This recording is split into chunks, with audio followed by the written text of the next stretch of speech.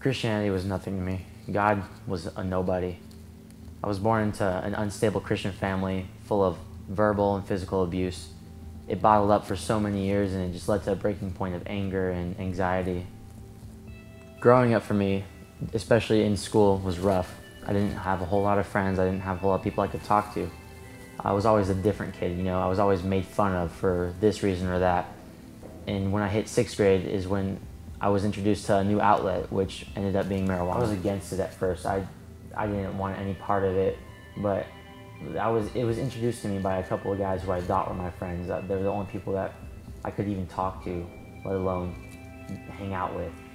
And they just kept telling me, dude, it'll take away the pains you have, it'll take away anything you have that is bothering you. And after a while, it just sounded like a good idea, and that began my addiction to many things. These kids that introduced me to this stuff, they stuck around with me throughout middle school. But because of them, and because of a lot of other things, my drug use just escalated. I became addicted to so much more than just marijuana. I became a pill popper. I became just everything you can think of I was doing. And it just escalated so greatly. And not only did that go up, but the constant rate of me being bullied all the time. Every day after school I would get jumped, I would get made fun of every day because I dressed differently, because I had a different life. I was going through a divorce between my parents. They were constantly fighting all the time, and I just got the thought, like, how could two people who loved each other so much just stop? And it just hit me so hard. And with all the anger and fear and confusion and sadness just bottled up throughout my whole life, it led me to the point to where I thought life had no meaning. I didn't believe there was a God, and I hated God for everything that was going wrong in my life. And it led me to have thoughts of suicide, led me to attempt suicide. I was never able to bring myself to ending my life. I thought about my family. I thought about my little brother, my sister, and my mom and my dad. No matter how much I told myself that things were my fault, I knew deep down in my heart that they loved me and that things weren't my fault.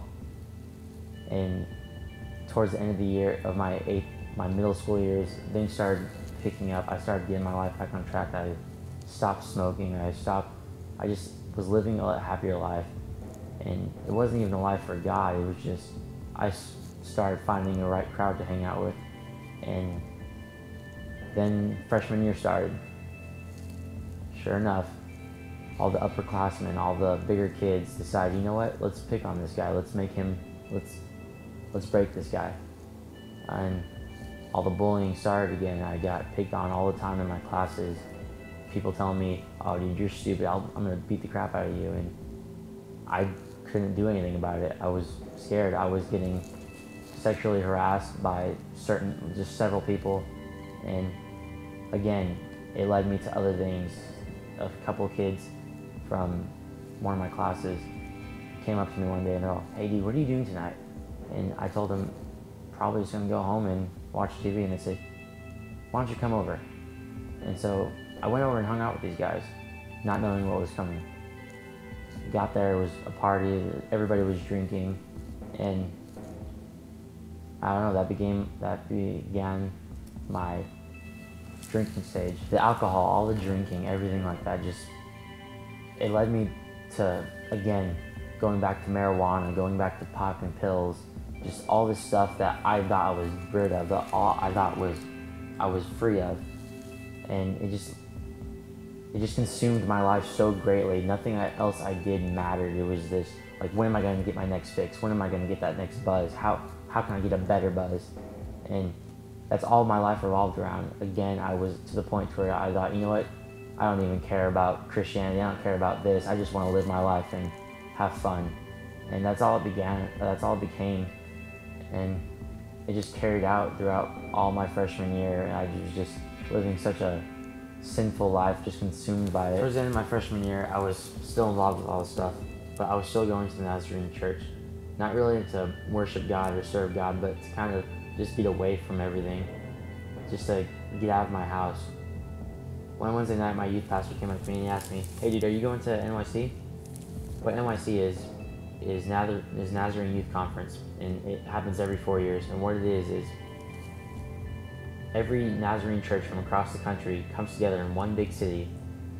This year it was in Louisville, Kentucky, and what they do is spend the whole week serving God, learning about God, worshiping, and serving the community. And I just told my pastor, no, I don't have the money for that. I don't have the time for that. And he looks at me and he just kind of smiles. He says, dude, just sign up. I'll make sure you go, no matter what. And not really caring on what he had to say, I just kind of was like, oh, whatever, I'll sign me up. And next thing I know, I'm on a plane heading to Kentucky. Even on the plane, in the airports, going to Kentucky, I just found such a joy being with this group of kids who were so on fire for God, leaders who were so on fire for God. It was just, it's incomprehensible I can't explain the feeling I felt just being with this group. And even in one of the first days we were at NYC, we did a community service project. We went to the National Highway and picked up trash for 5 hours. Kentucky, humid heat, it's terrible. I wouldn't change a moment of that time. Just being with this group of kids, serving the community, watching people pass by saying, oh wow, I really appreciate what you're doing. It was just an incredible feeling, just knowing that we are making a difference in this community and people are gonna stop and wonder like, hey, what are you guys doing this for? And we explained that we're doing this service for you, for God. As the week went by, one of the mornings, Reggie Dabbs spoke. And if you don't know Reggie Dabbs, he's a pretty fluffy black guy, but I can definitely say he's one of my heroes. He gave a message to us, and he told us through a story. The story was the main theme of the story was that God is asking us every day, do you love me? Do you trust me? And we say yes to both. But then he tells us to give him our lives. And that's the story he spoke. It hit me so greatly because he also gave us his testimony. And he had such an incredibly rough life and I didn't think possible. And I just wondered, how could a guy who had this past be so on fire for God, giving a speech to 6,000 teenagers? And towards the end of the service, Reggie said, okay, at the end of my prayer, I'm going to say amen. And I want anybody who has ever been broken, anybody who's dealt with suicidal thoughts, anybody who's dealt with fear, anger, wrong, anybody who's dealt with any of this stuff, he said he wants them to stand up and come down to the stage if need be and pray. And so he says his prayer. I close my eyes and I'm thinking the whole time, okay, maybe 1,000 out of these 6,000 kids are going to stand up, including myself. I didn't think anybody had gone through the same kind of stuff as I did. When he said amen, I opened my eyes, and at least 5,000 of the 6,000 kids stood up. And I just stood in amazement that anybody else had gone through this stuff that I am going through. And I just felt so called to go down the stage. It was almost as if my body, I wasn't in my body, that somebody was carrying me down there. And I just fell to my knees. And I remember shouting out, God, I was bawling my eyes out. I shouted out, God, I need you. Please fill my life. Lead me where you want me to go. Carry me. I was just so overjoyed, overwhelmed with just Christ. And then towards the end, at the very end of this, I stood up and started heading back up the stairs.